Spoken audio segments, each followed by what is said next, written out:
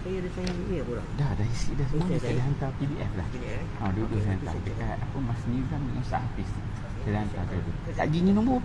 Saya hantar dia. Ini nombor 017 017 200 200 8486.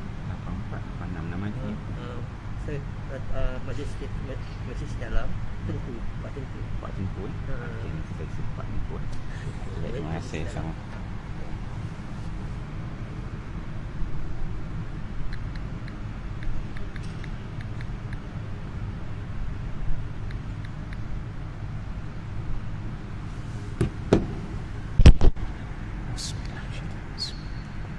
Assalamualaikum warahmatullahi wabarakatuh.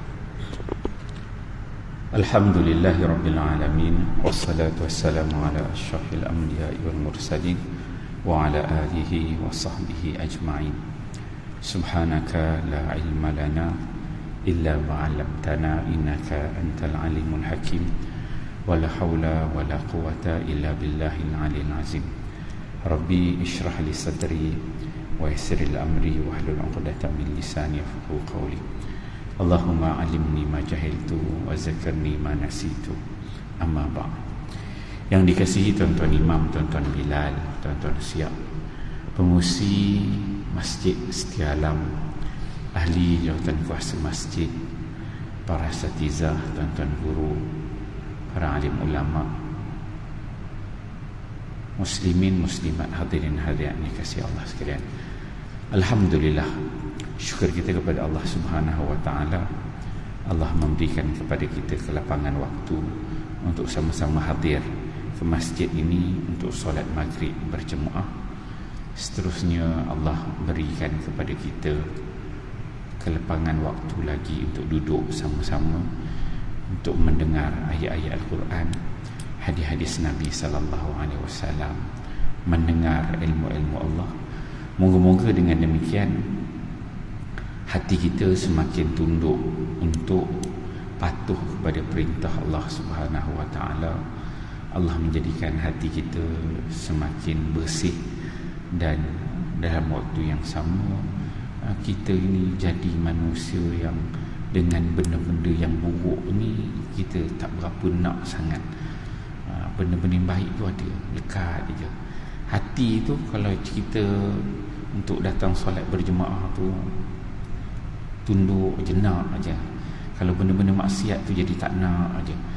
Jadi benda-benda begini, perkara-perkara begini nak dibina, nak dididik, nak dibimbing. Caranya datang ke masjid, datang ke surau solat berjemaah, datang kuliah-kuliah agama, dengar rahmat Allah turun, macam-macam hadis bila diceritakan tentang kelebihan pengajian, kelebihan ilmu solat berjemaah. Yang inilah yang akan menyebabkan hati kita yang mana banyak penyakit, hati kita yang kotor, yang banyak masalah itu, dengan kita duduk majlis-majlis ilmu ni, solat berjemaah ni dibersihkan oleh Allah Subhanahu wa taala.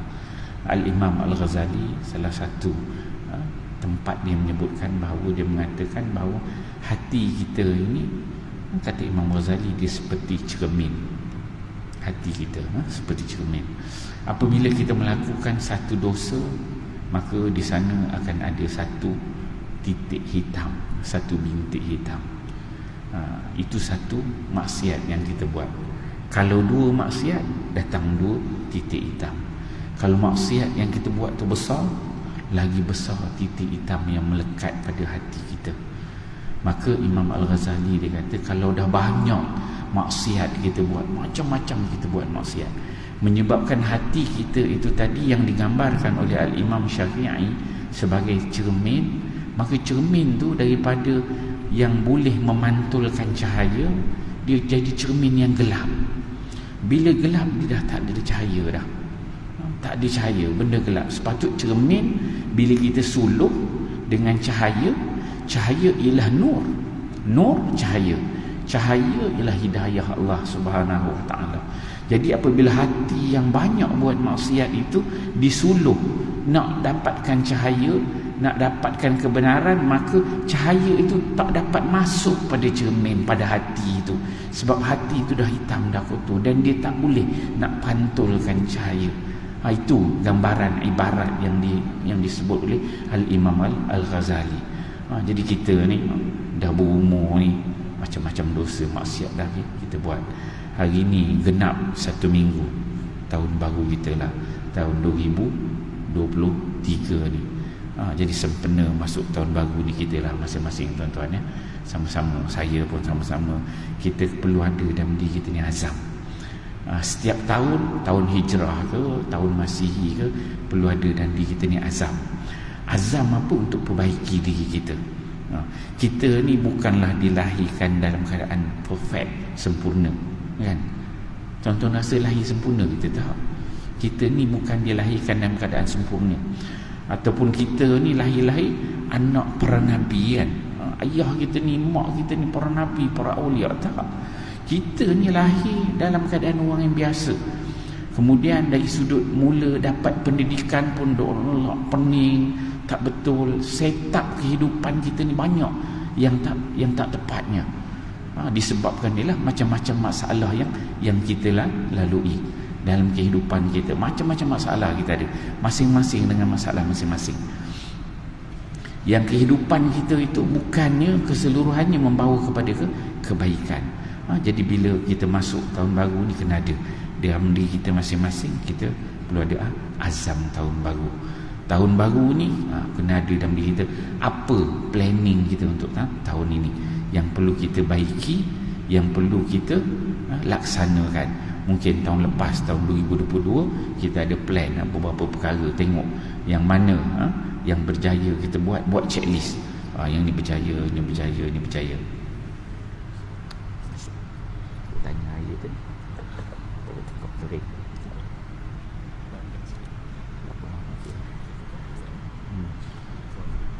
Cuaca tu. Biasa kerja kena minum tu. Buka tu. Bismillah.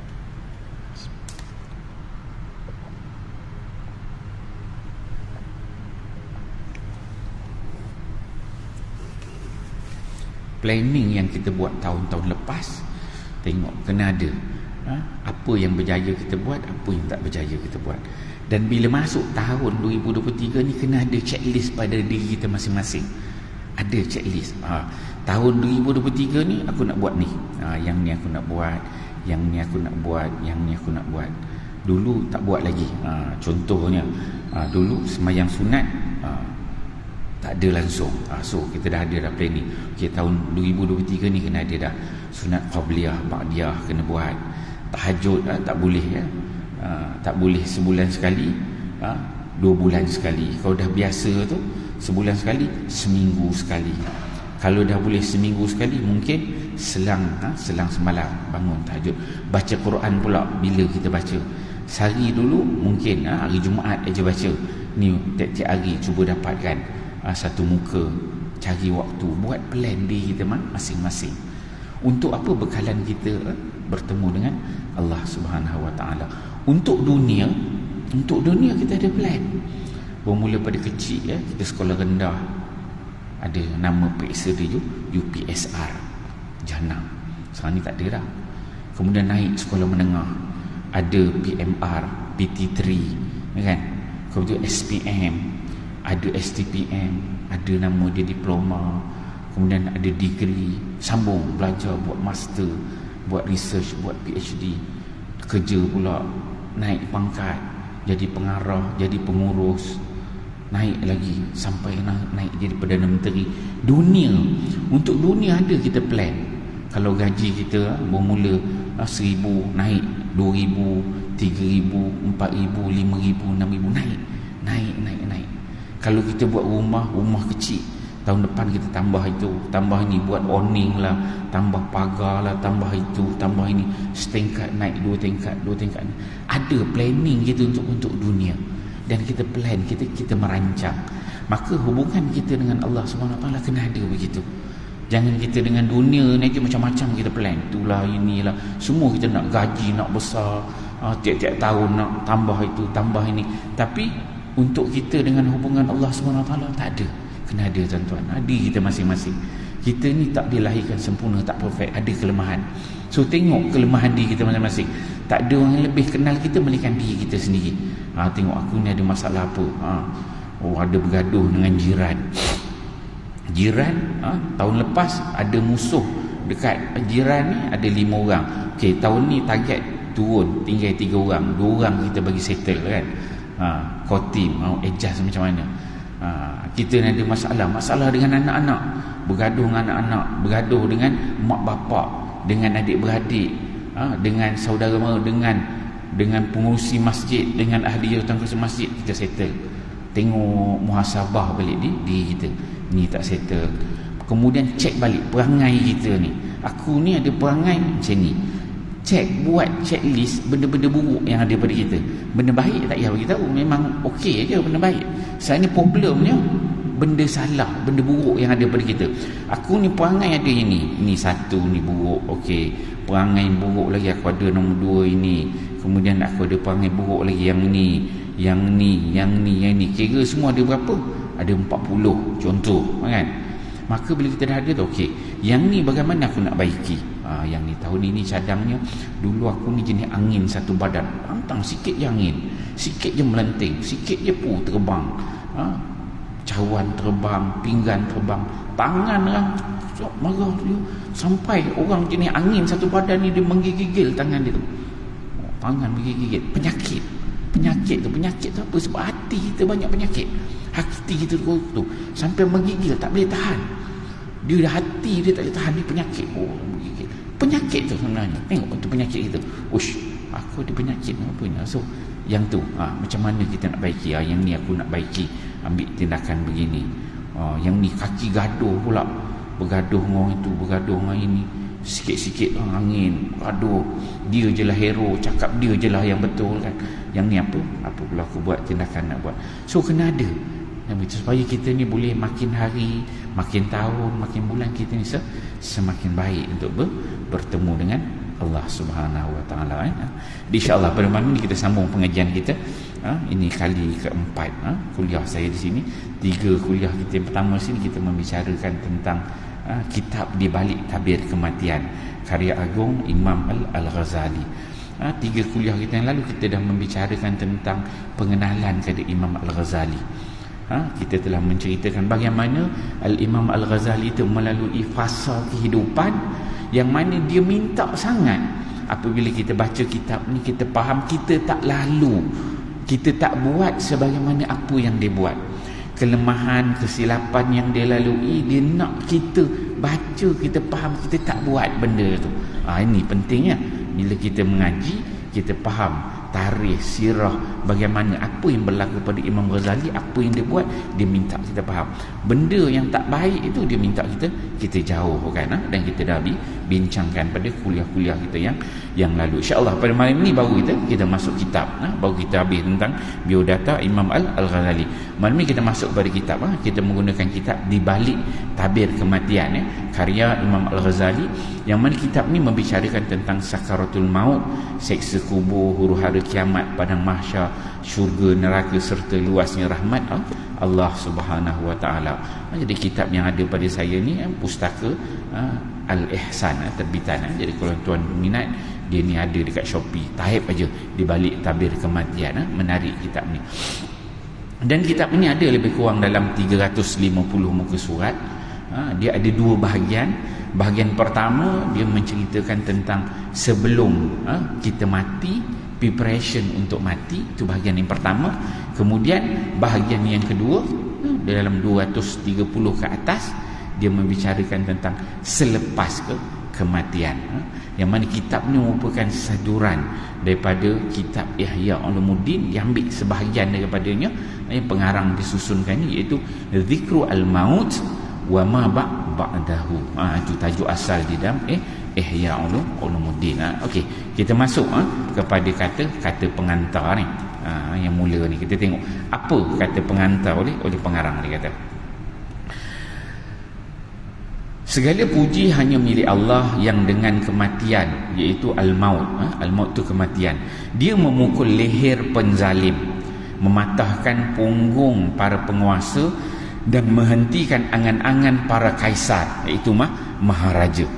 So dia mulakan pengarang ni, dia baca bismillah. Setelah mulakan dengan selawat, dia kata segala puji milik Allah yang dengan kematian. Sebab kitab ni membincangkan tentang kematian. Bila sebut aja kematian, kata pengarang, dia kata dia memukul leher penzalim. Orang yang zalim ni dah hilang dah zalim dia kata. Mematahkan punggung para penguasa, pemerintah yang hebat-hebat, semua kan akan mati, tak ada dah hebat, dia kata. Dan menghentikan angan-angan para kaisar, maharaja, maharaja Rom, Parsi kan, yang hebat-hebat tu bila datangnya kematian tak ada dah, semua tu terhenti angan-angan mereka.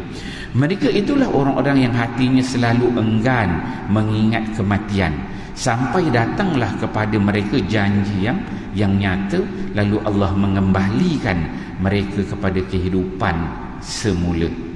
Mereka berpindah dari istana ke dalam kubur, dari cahaya dunia kepada kegelapan liang lahat, dari suasana nyaman bersukaria dengan anak-anak kepada suasana menyesakkan di sekeliling serangga dan cacing, dari nikmatnya menyantap makanan dan minuman kepada gelimang debu, dari senangnya berkumpul dengan keluarga menuju sepinya hidup sendirian, dan dari ranjang yang empuk ke kubur yang penuh dengan derita. Jadi pengarang mula ni dibawa bila datangnya kematian, segala nikmat yang ada dekat dunia ni putus. Anak putus, isteri putus, kenderaan putus, dengan kemewahan kehidupan putus. Apa-apa yang ada, yang seronok atas muka bumi ni, semua habis. Ada kehebatan yang ada pada kita, pangkat, ada harta, ada semua tu tidak ada nilainya. Renungkan, apakah mereka memiliki benteng kuat yang dapat melindungi diri mereka dari kematian, kata pengarang. Bila datangnya kematian, kita cuba renungkan, ada tak siapa-siapa yang ada benteng, dia boleh tahan daripada mati. Allah Ta'ala sebut kullu nafsin dha'iqatul maut, setiap yang bernyawa akan melalui kematian. Ada tak manusia, makhluk Allah yang dia boleh tahan daripada mati? Tak ada. Tak ada siapa yang mampu, dia kata. Dan apakah mereka punya perisai yang kukuh untuk menghadapi al-maut itu? Adakah yang golongan yang tak nak ingat kepada kematian, dia ada perisai yang kukuh, ada persiapan, maksudnya ada benteng yang kuat untuk menghadapi kematian? Renungkanlah. Ini yang pengarang dibawa. Kemudian pengarang dibawakan satu ayat Quran, surah Maryam ayat 98. A'udzubillahi minasyaitanir rajim. Hal tuhissu minhum min ahadin aw tasma'u lahum dzikra. Adakah kamu melihat seorang pun dari mereka atau kamu dengar suara mereka yang samar-samar? Maha suci Allah, satu-satunya yang perkasa dan berkuasa, satu-satunya yang akan tetap kekal abadi, dan satu-satunya yang menundukkan semua jenis makhluk dengan kefanaan yang pasti akan terjadi pada mereka. Kemudian dia menjadikan kematian sebagai penyelamat bagi orang-orang yang bertakwa. Yang mana pengarang dibawakan, berikan keyword pada kita, bahawa dengan datangnya kematian, mati itu dia merupakan penyelamat kepada orang-orang yang bertakwa, orang yang beriman, orang yang bertakwa, yang yakin dengan Allah, yang buat amal-amal yang saleh. Kematian ni merupakan satu penyelamat. Selagi mana kita hidup, kita ni diuji satu, diuji, maka bila datang kematian, lepas dah semua ujian tu, susah tu tak ada dah. Uji-ujian Allah tu. Sebab apa? Dia bertahan dengan iman, dia bertahan dengan takwa, dia bertahan dengan ujian-ujian, dengan kesusahan tu. Kerana semua kesusahan tu ada nikmatnya apabila datangnya kematian. Jadi orang yang bertakwa, mati ni sesuatu benda yang baik. Itu bagi orang yang bertakwa, dia kata. Kemudian Dia menjadikan kematian sebagai penyelamat bagi orang-orang yang bertakwa dan sebagai janji bagi mereka untuk bertemu dengannya. Itu dengan Allah Subhanahu Wa Taala. Dia menjadikan kubur sebagai penjara dan tahanan yang sangat sempit bagi orang-orang yang celaka sampai hari pengadilan. Yakni pengarang disebut bahawa Allah Subhanahu Wa Taala menjadikan kubur tu sebagai penjara dan tahanan yang sangat sempit bagi orang-orang yang celaka. Orang yang banyak buat maksiat ini, so kubur tu merupakan tempat yang celaka lah bagi dia sampai hari pengadilan. Kita ni bila mati nak tunggu mahsyar tu, kita tak tahu kiamat bila nak berlaku. Jadi bila duduk dalam alam kubur, itu merupakan satu tempat yang sangat menyeksakan. Dialah yang menganugerahkan kenikmatan yang menyenangkan, dan dialah yang menimpakan azab yang tidak boleh ditolak. Semua yang ada di langit dan di bumi bersyukur kepadanya, dan seluruh yang ada di dunia serta di akhirat memanjat puji kepada Allah Subhanahu Wa Taala. Semoga selawat serta salam serta sentiasa dilimpahkan kepada Muhammad, pemilik berbagai mukjizat yang nyata dan tanda-tanda kerasulan yang mengagumkan, serta segenap keluarga dan sahabatnya. Kemudian kata pengarang, dia kata, bagi setiap manusia kematian adalah tempat kembalinya, tanah adalah alas tidur. Dia kata, bagi setiap manusia, kita lah yang dinamakan sebagai manusia ni, kematian adalah tempat kembali. Mati ni tempat kembali, bukan tempat pergi, tempat balik, kan? Sebab itu boleh sebut inna lillahi wa inna ilaihi raji'un. Kepada Allah kita akan kembali. Maksudnya mati tu, bila datang mati, dia tempat kita kembali, tempat kita balik, bukan kita pergi. Dia kata. Kemudian kata pengarang, tanah adalah alas tidur. Tanah jadi tempat tidur kita, jadi katil tempat kita tidur. Cacing jadi temannya. Malaikat mungkar dan nakir adalah teman duduknya. Kubur adalah tempat tinggal.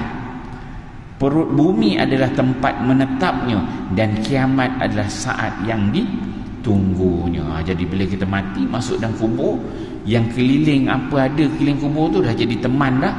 Tapi kita duduk tu tak lama. Sebenarnya kita menunggu saat apa? Iaitu hari kiamat, hari kebangkitan. Kata, ia pasti akan datang ke syurga atau ke neraka.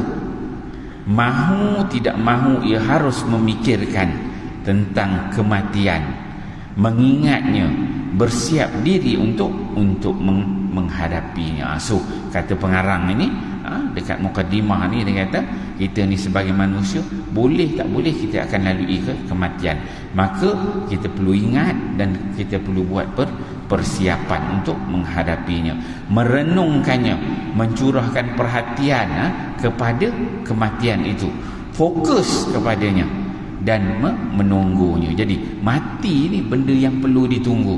Faham, buat preparation, dan kita tunggu. Setiap kita ni bahawa kematian tu akan sampai. Jadi bila sesuatu yang kita tunggu ni, kita perlu prepare benda-benda yang sepatutnya, benda yang ditunggu.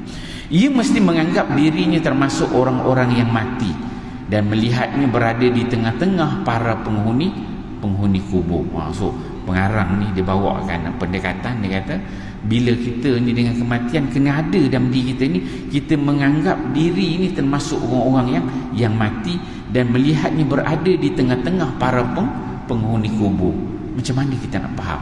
Contohnya kita ni minat, contohnya nak jadi lawyer, maka kita kena berkawan dengan lawyer, kena berkawan dengan peguam.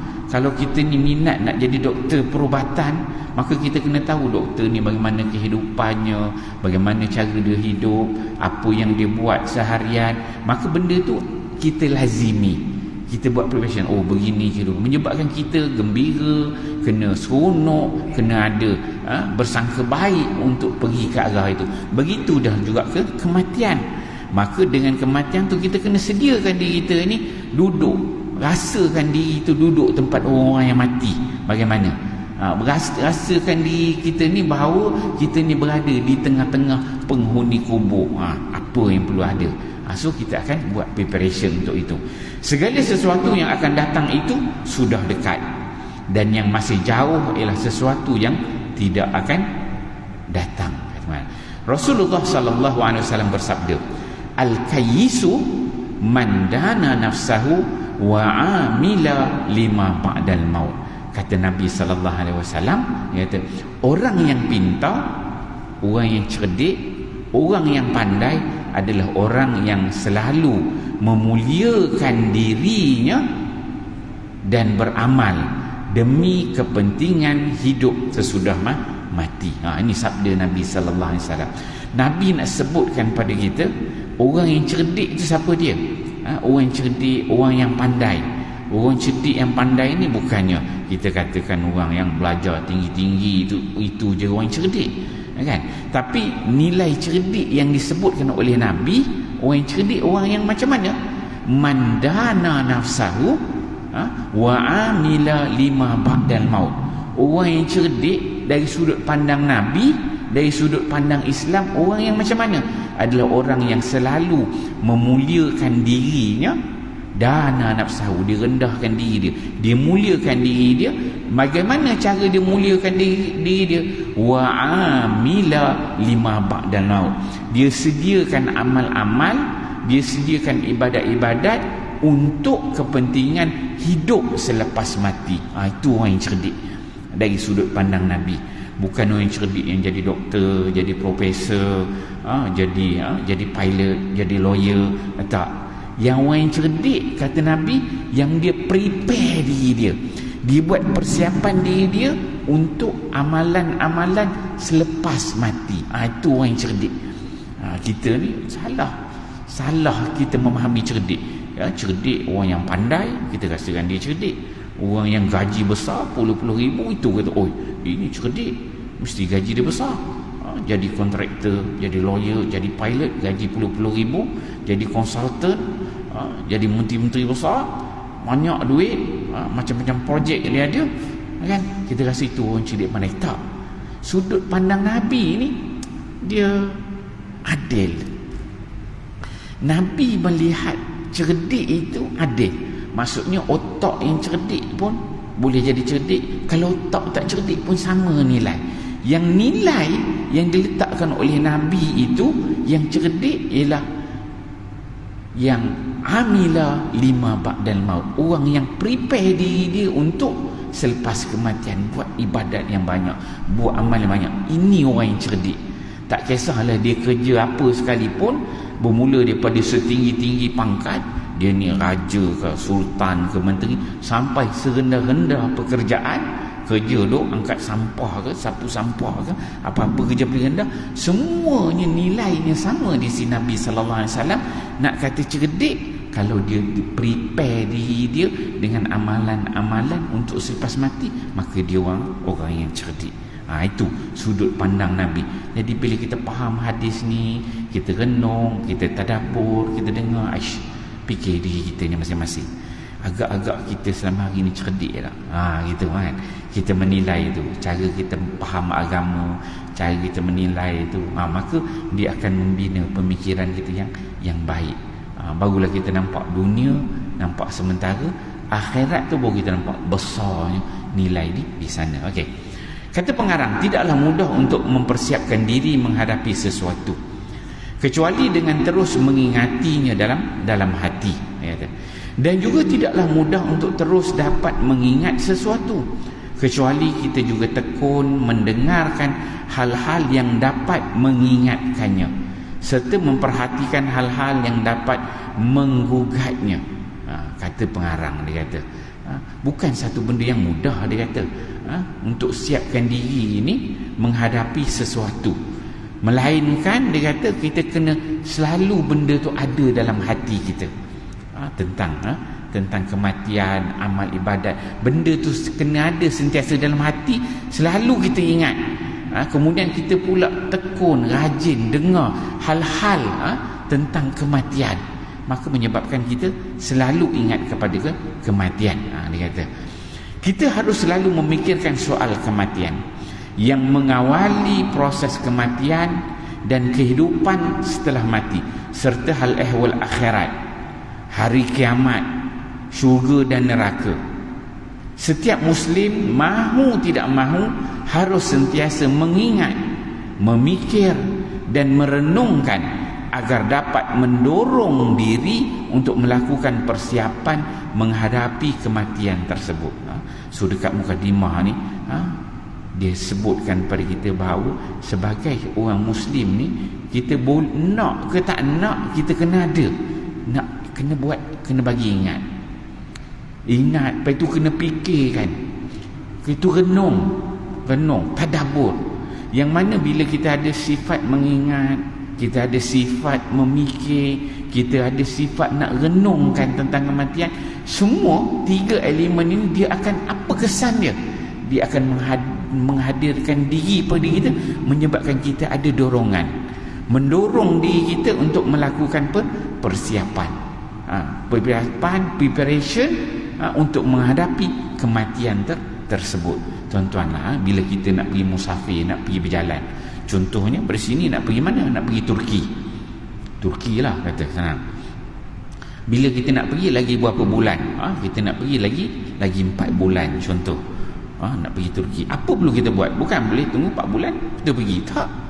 Daripada hari ini kita dah ada plan nak pergi Turki, kita dah ada plan pergi tengok tiket kapal terbang yang mana yang murah, syarikat penerbangan yang mana yang murah.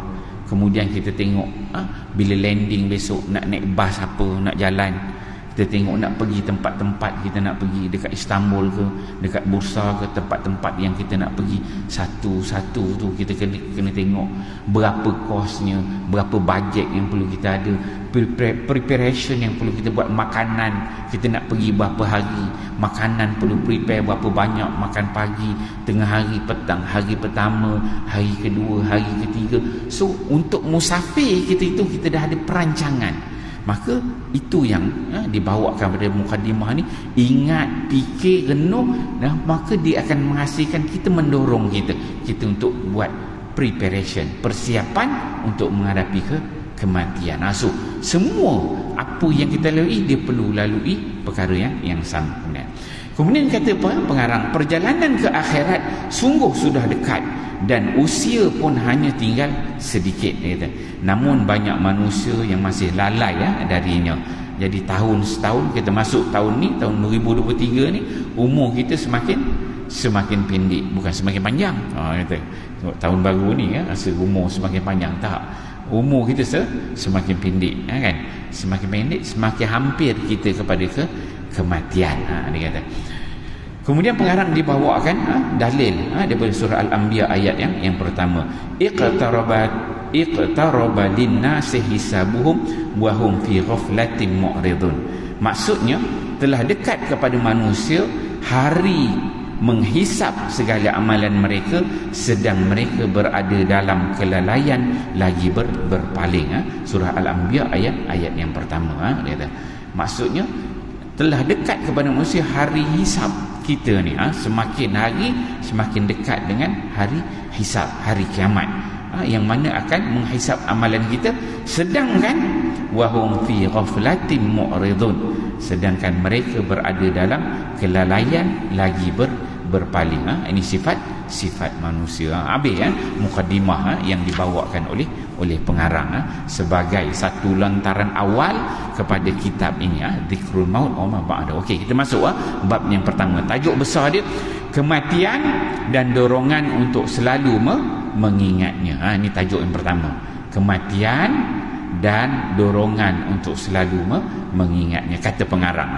Ini kata Imam Al-Ghazali. Kata Imam Ghazali, dia kata, ketahuilah sesungguhnya orang yang tenggelam dalam urusan duniawi yang penuh dengan tipu daya dan mengintai kesenangannya, pasti hatinya akan lalai dari mengingat kematian. Kata Imam Ghazali, orang yang tenggelam dalam urusan duniawi, kita lah yang hidup dekat dunia, tenggelam dalam urusan-urusan dunia, dalam ujian yang Allah beri kat dunia ini, yang penuh dengan tipu daya. Tuan-tuan, kita duduk dekat dunia ni banyak tipu daya yang kita lihat, penuh dengan tipu daya. Dan kita ni berada dalam kesenangan dunia. Maka kalau kita tenggelam dalam kesenangan duniawi ni, kata Imam Ghazali, pasti hatinya akan lalai dari mengingat kematian.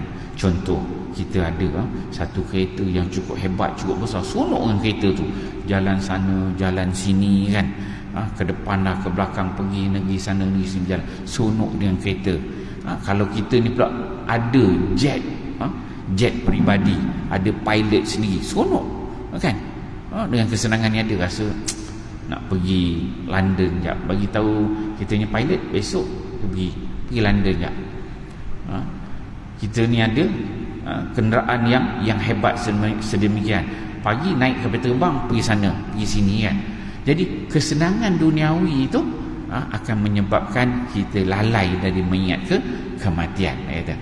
Akibatnya jika diingatkan tentang kematian, ia justru tidak suka dan membencinya.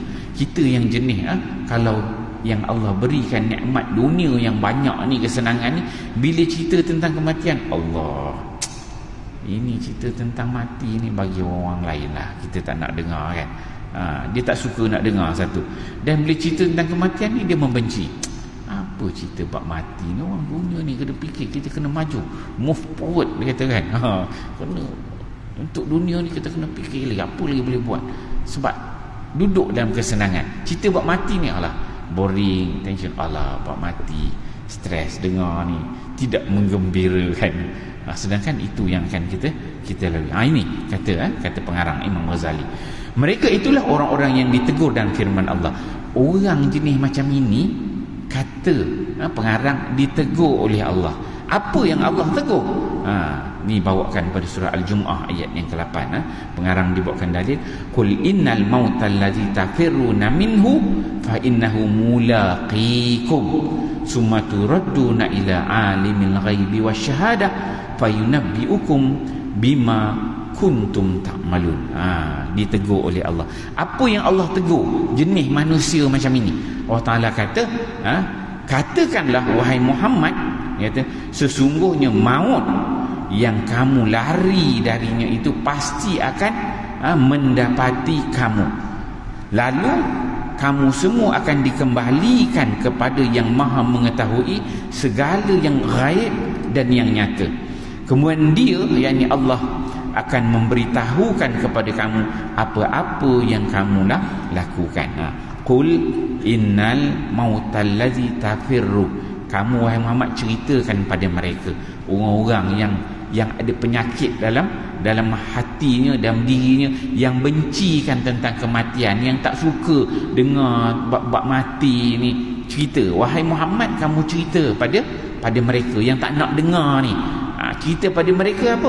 Innal mautal ladzi tafirruna minhu.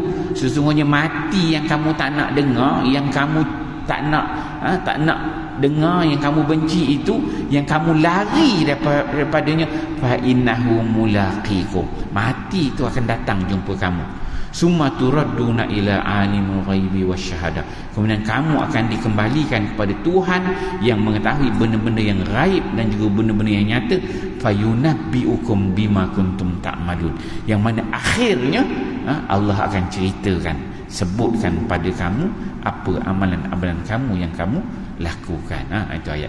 Kemudian kata Imam Al-Ghazali, manusia pada dasarnya terbagi ke dalam 3 golongan. Habis itu sebagai hujah pertama buat Imam Ghazali. Kemudian Imam Ghazali dia bawakan pendekatan. Dia kata manusia ini pada dasarnya, pada asasnya dia terbagi kepada 3 golongan, kata Imam Ghazali.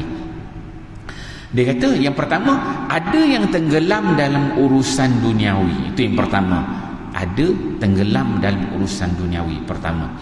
Kemudian yang kedua, ada yang bertaubat. Yang kedua jenis yang bertaubat. Dan yang ketiga, ada yang telah mencapai tingkat arifin. Mencapai tingkat arifin. Arif ni orang yang mengetahui. So asas pada bab yang pertama ni Imam Ghazali dibahagikan. Manusia tu ada tiga jenis. Satu, tenggelam dalam urusan duniawi. yang kedua ada yang nak bertaubat, dan yang ketiga yang dah mencapai tingkat al-arifin. Al-arifin. Okey. Kemudian kata Imam Ghazali, orang yang tenggelam dalam urusan duniawi, ini golongan yang pertama lah. Orang yang tenggelam dalam urusan duniawi tidak akan ingat kematian. Jenis yang pertama ni dia memang jenis dia tak ingat mati sebab dia tenggelam dalam kehidupan dunia. Dan kalaupun ia mengingatinya, kalau jenis pertama ni, kalau dia ingat pula kematian, kata Imam Ghazali, ia melakukannya sambil meratapi dunianya. Ini akan membuatnya semakin jauh dari Allah. Jenis yang pertama ni, yang tenggelam dalam dunia ni, cerita pada dia bab kematian ini, yang akan dilalui, cerita kepada dia tentang akhirat ini, dia akan meratapi dunianya. Dunia ni lagi penting, tak boleh tinggal, boleh kata. Yang mana bila cerita tentang kematian ni, dia rasa macam boring, stres, tak nak dengar, menyebabkan dia semakin jauh dari Allah Subhanahu Wa Taala. Itu satu. Kemudian kata Imam Ghazali, orang yang bertaubat, ni yang geng yang kedua, manusia jenis yang kedua. Orang yang bertaubat itu akan memperbanyak mengingat kematian, kata, sehingga bangkit di hatinya rasa takut dan gentar. Jenis yang kedua ni, jenis yang nak bertaubat ini, dia ni dalam diri dia akan banyak ingat mati, kemudian sehingga bila diingat kematian rasa takut, menyebabkan bangkit di hatinya rasa takut dan juga rasa gentar, rasa takut kepada Allah. Aku ni hidup ni tak lama lagi mati. Ada dalam diri dia rasa nak bertaubat kepada Allah Subhanahu Wa Taala, dan ini makin menyempurnakan taubatnya. Jadi bila dia ingat kematian, ada dalam diri ingat, menyebabkan semakin sempurna untuk dia melakukan taubat kepada Allah. Boleh jadi ia merasa takut pada datangnya kematian. Boleh jadi dia kematian tu rasa takut, tapi itu lebih didorong oleh rasa takut bahawa kematian itu akan datang di kala taubatnya dirasakan belum sempurna. Jenis yang kedua, jenis taubat ni, dia rasa takut tentang kematian. Sebab apa? Sebab dia rasa aku ni tak bertaubat lagi, banyak dosa buat lagi, banyak maksiat buat lagi, tapi belum bertaubat. Jadi rasa takut sebab belum bertaubat. Dan bekalnya untuk kehidupan akhirat belum cukup. Dia rasa tak cukup lah ni bekalan, amalan kurang, benda-benda wajib banyak tinggal, benda-benda sunat tak buat, banyak benda yang tak dibuat lagi. Rasa takut mati pada orang seperti ini masih boleh dimaklumi. So jenis macam ini, kata Imam Ghazali, rasa takut pada orang seperti ini kita boleh fahami, dan ia tidak termasuk ke dalam golongan orang-orang yang disebutkan dalam sabda Nabi sallallahu alaihi wasallam, man kariha liqa Allah karihallahu liqa'ahu. Kata Nabi sallallahu alaihi wasallam dalam hadis riwayat Bukhari dan juga Muslim, barang sesiapa man kariha liqa Allah, sesiapa yang tak suka, dia benci untuk bertemu dengan Allah, karihallahu liqa'ahu, maka Allah pun benci untuk bertemu dengan dia. So hadis ini dia ada ciri golongan yang kedua. Orang bertaubat ni dia takut nak bertemu dengan Allah, tapi kata Imam Ghazali tak. Jenis yang kedua taubat ni, dia takut tu untuk bertemu dengan Allah tu bukan takut tak nak jumpa Allah, tapi dia tak rasa takut sebab dia rasa maksiat banyak buat. Lepas tu dia rasa amal bekal dia tak cukup lagi. Itu menyebabkan dia takut. Bukan dia takut dia tak nak jumpa Allah. Itu kata Imam Al-Ghazali. Okey. Kemudian seterusnya, orang seperti itu sebenarnya tidak membenci pertemuan dengan maut ataupun dengan Allah Subhanahu Wa Taala, tetapi ia hanya takut jangan-jangan ia bertemu dengan Allah dalam keadaan yang kurang sempurna dan juga lalai. Ia laksana seseorang yang terlambat bertemu dengan kekasihnya kerana sibuk mempersiapkan diri supaya pertemuan itu mendatangkan kecintaan sang kekasih. So Imam Al-Ghazali ni dia puitis. Dia puitis. Dia buatkan satu contoh. Dia kata ia laksana seseorang yang terlambat bertemu dengan kekasih. Dibuatkan contoh, kita ni nak bertemu dengan kekasih, orang yang kita sayang, anak kita ke, suami ke, isteri kita, mak kita, ayah kita, adik-beradik kita, orang yang kita sayang. Jadi laksana seorang yang terlambat bertemu dengan kekasihnya kerana apa? Kerana sibuk mempersiapkan diri, sibuk siapkan diri untuk bertemu dengan orang yang disayangi. Tak kisahlah siapa-siapa, kita buat preparation tu kerana sibuk nak bertemu dengan dia. Apa kelengkapan yang diperlukan? Dia kata supaya pertemuan tu nanti dengan kekasih nanti dia mendatangkan kecintaan sang kekasih, yang mana dia prepare diri kita sebaik mungkin supaya bertemu dengan kekasih dia nanti. Itu merupakan saat yang sangat menggembirakan. Dia gembira dan dia nak menggembirakan kekasih dia, nak menggembirakan Allah dengan amalnya, dengan ibadatnya, dengan ketaatannya. Tinggi puitis Imam Al-Ghazali. Jadi ia tidak boleh dianggap keberatan. Azannya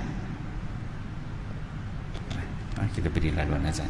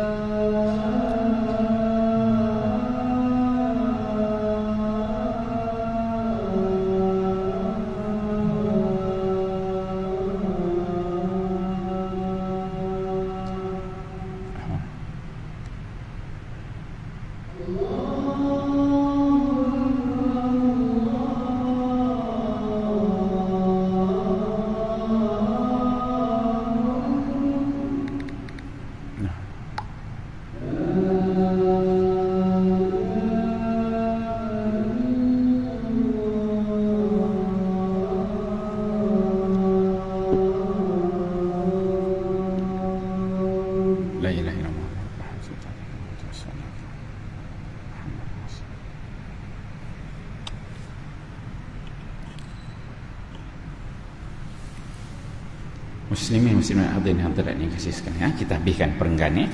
Okey.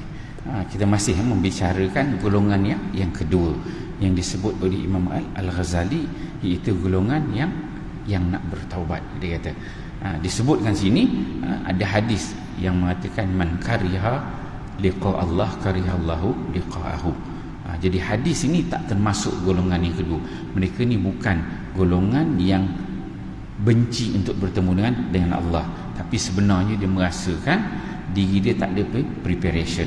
Dan Imam Al-Ghazali dibawakan satu contoh yang cukup puitis, seperti seorang kekasih yang terlewat, yang terlambat bertemu dengan kekasihnya kerana dia siap membuat preparation, persiapan untuk bertemu dengan kekasihnya, yang mana dia mengharapkan apabila dia jumpa kekasihnya itu akan mendatangkan kecintaan sang kekasih.